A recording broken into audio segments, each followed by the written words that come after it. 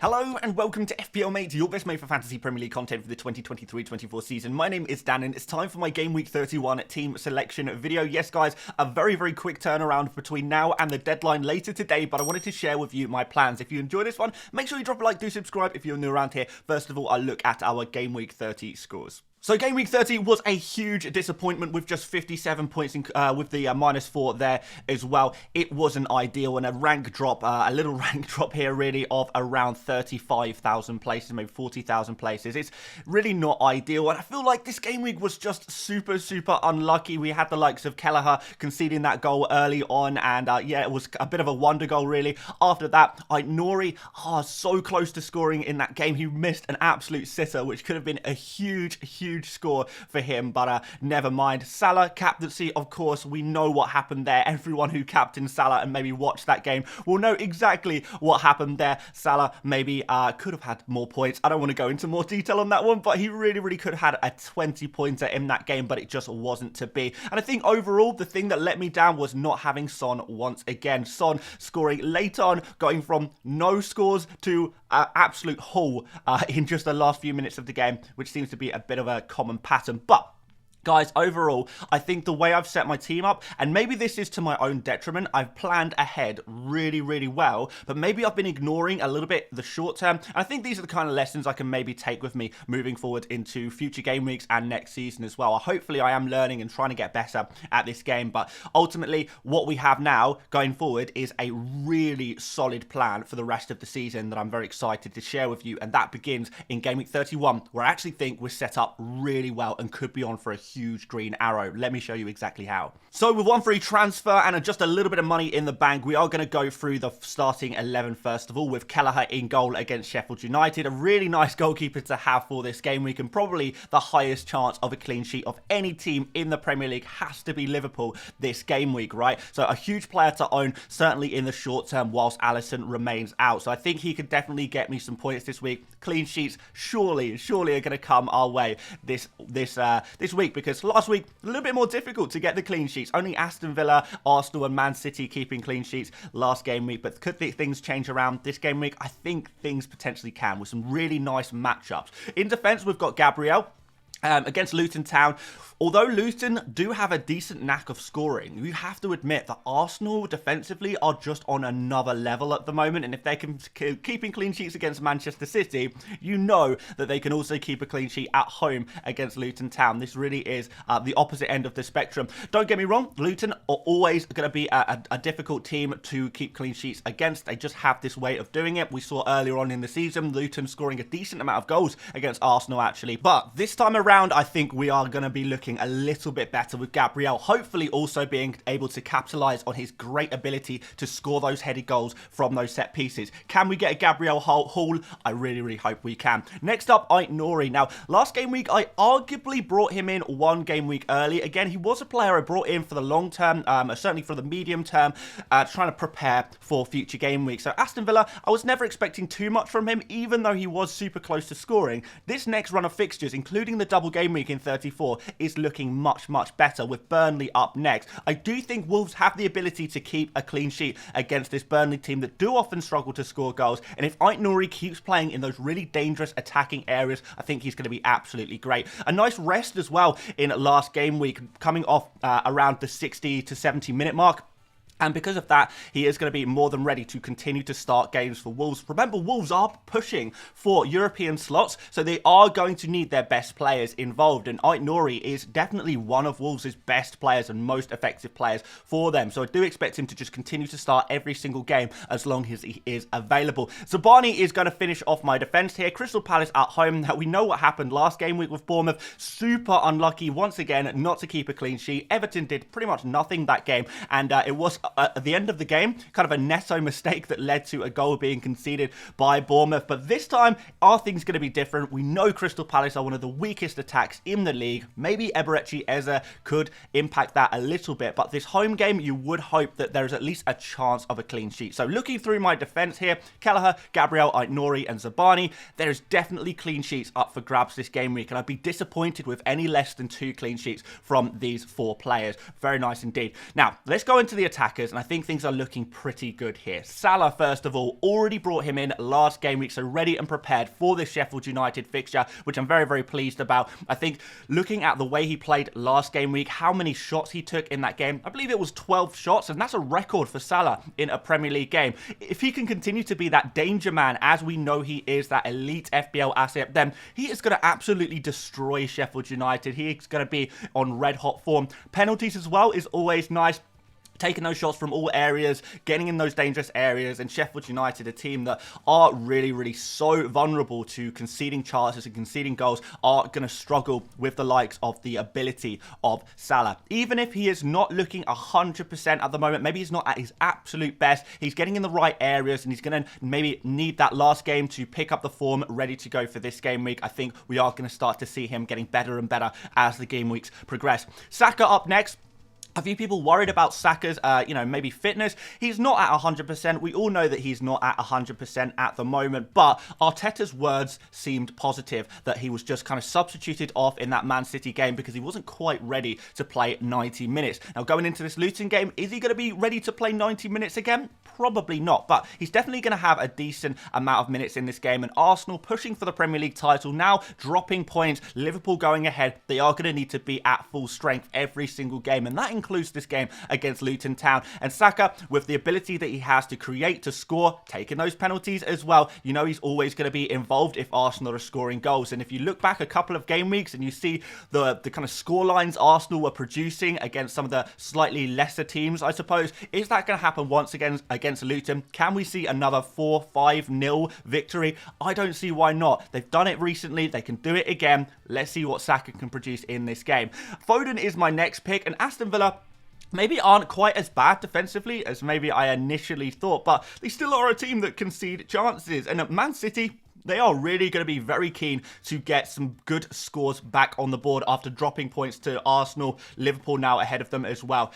Man City really, really need to win every game for the rest of the season if they want a chance of winning the Premier League. And as such, it's going to be Foden back on. Now, Foden, again, another player who was withdrawn early from that Arsenal game, not through any injury, but to give him that rest. And that's going to mean he is going to be ready to go for this Aston Villa game, where I expect Man City to do some damage against a team that isn't maybe in their best position they've been throughout the season. I think they're definitely a team that can be beaten. The way they play in particular, I think, suits the way Man City want to play, and I think Foden is going to be a real key to unlocking that Aston Villa defence. I think he could score really, really well. Again, another player I'm very, very pleased to have. Cole Palmer.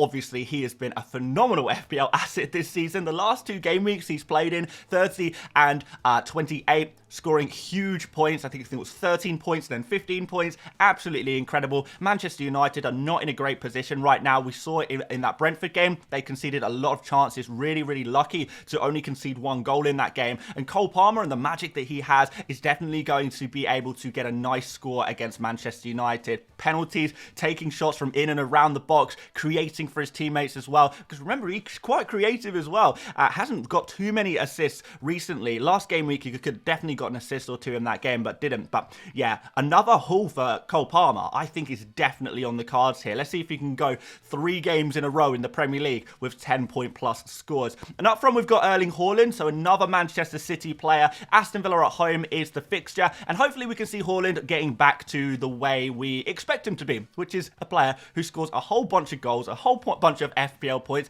and really justifying that high price tag that he has. Because maybe the last couple of weeks, I guess he blanked in Game Week 29, but I think a lot of people have kind of maybe gone off Haaland a little bit, but I think he's going to be back in business now for this next run of fixtures. He's got some really, really decent ones coming up right now, and this Aston Villa game at home is when Manchester City and Haaland are hopefully going to start getting some FPL points once again. Ollie Watkins up next, away game against Man City, withdrawn at half-time in Game Week 30. Is he even going to be available for Game Week 31? I'm not exactly sure he is. With such a short time between Game Week 30 and 31, it could be that Watkins needs to be rested, rotated, or, you know, maybe he's just unavailable entirely for Game Week 31. I think we could finally see him dropping out of this Aston Villa team through no fault of his own whatsoever. Given that, even if he does play, Manchester City away is not exactly the fixture we love. Arsenal away in a couple of game weeks as well.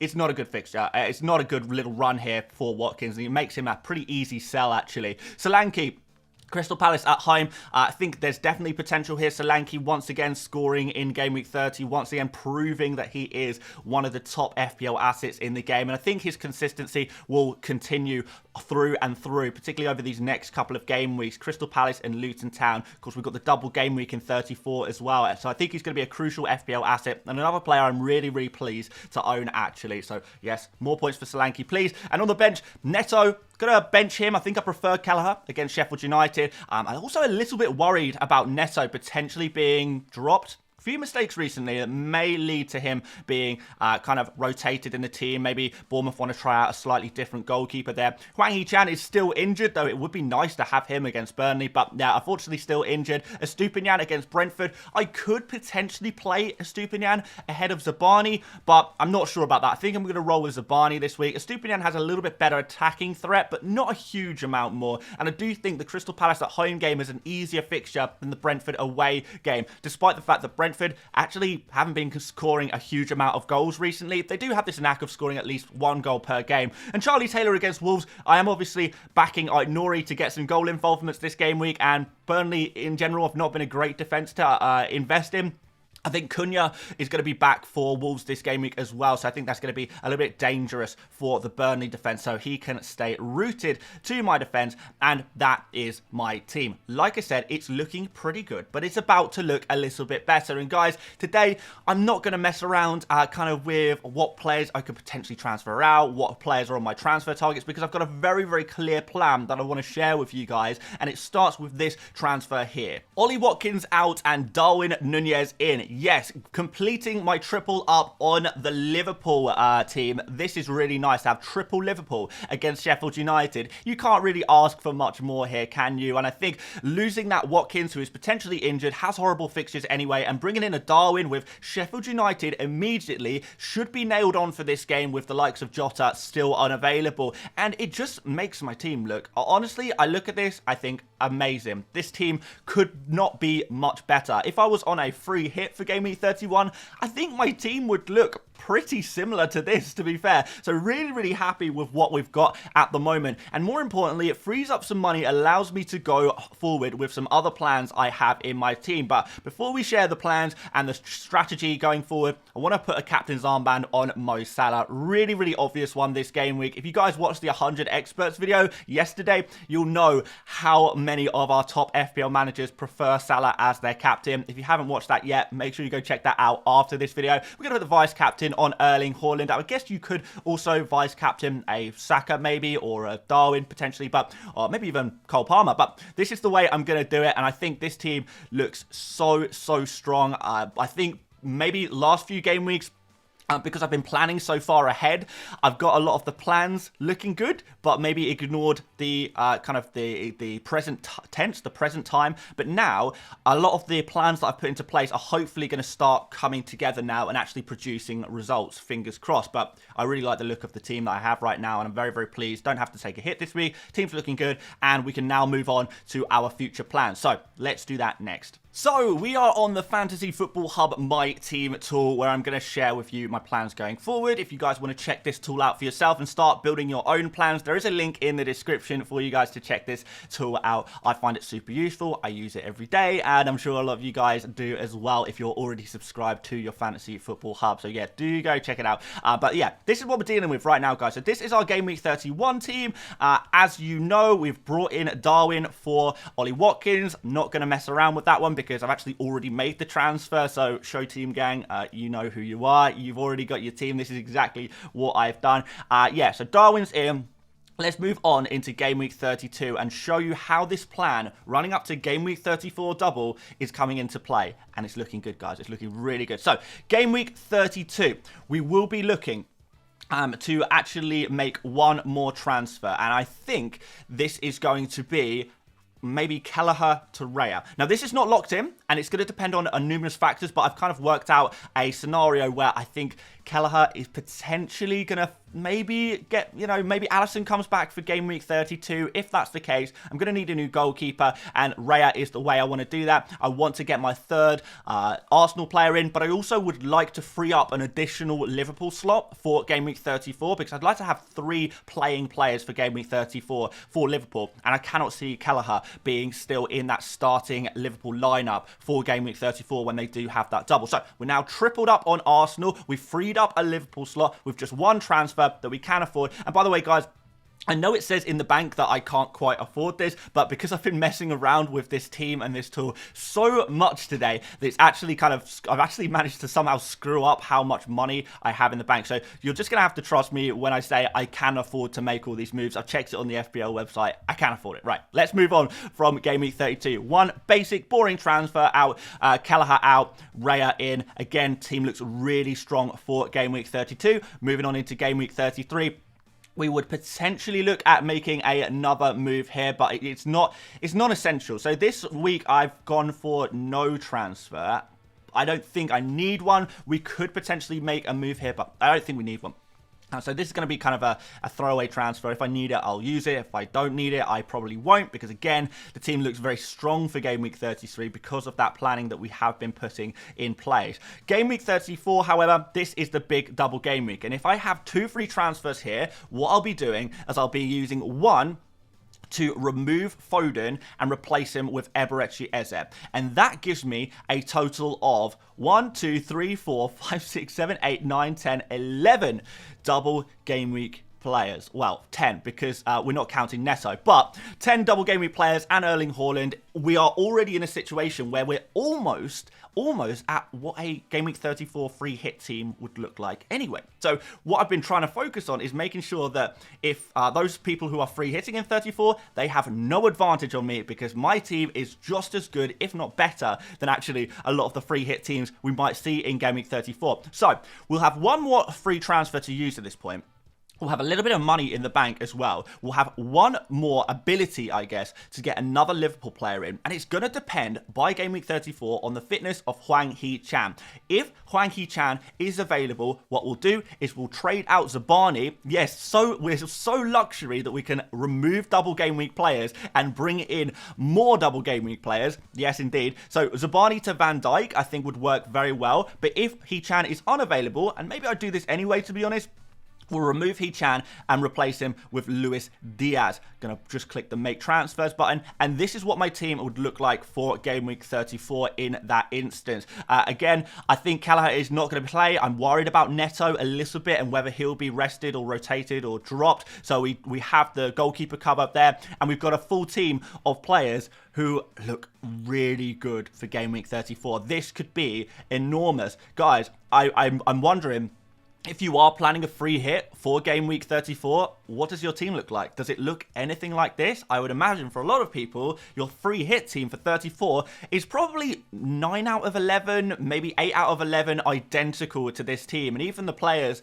that are maybe you're not going to have in your free hit team, the players you see in front of you are at least players you'd consider for your Game Week 34 free hit team. So it's strong. It's really, really strong, and it takes me into Game Week 35, where I'll be looking to play my wild card, reset my team, ready for the bench boost in Game Week 37. The plan is strong. The plan is not locked in. We'll make little tweaks to it game week by game week, depending on any changes we see in the Premier League and stuff. You know, if Neto holds his place, if Alisson is out for longer than I expected, then definitely things can change in that respect. Obviously, Hee-chan is going to be a big impact on what I do going forward, but honestly, I look at the plan and I'm happy with it. I really, really am happy with it, and hopefully we can start clawing back some rank, because a top 100k finish has to be done this season. It simply has to be done, and we will make it happen with this, what I believe to be superior planning, because hopefully that's one thing that we've got going for us right now. A strong team right now, good planning. That's all you can really do as an FPL manager, right? So there we go. That is my plan moving forward, as well as my team for Game Week 31. If you enjoyed this one, make sure you drop a like. Do subscribe if you're new around here as well. Don't forget to check out another video as well. We've got 2 other videos. We've got the 100 experts video I uploaded yesterday. Make sure you do go check that out. I think you guys are going to enjoy it and find some real interesting information in that one. But guys, I'm excited for this game week. A midweek game week, more football, more Premier League. Can't wait, and I hopefully see a few of you guys on tonight's deadline stream as well. But until then, thank you so much for watching once again, and I will see you later, mates. Bye-bye.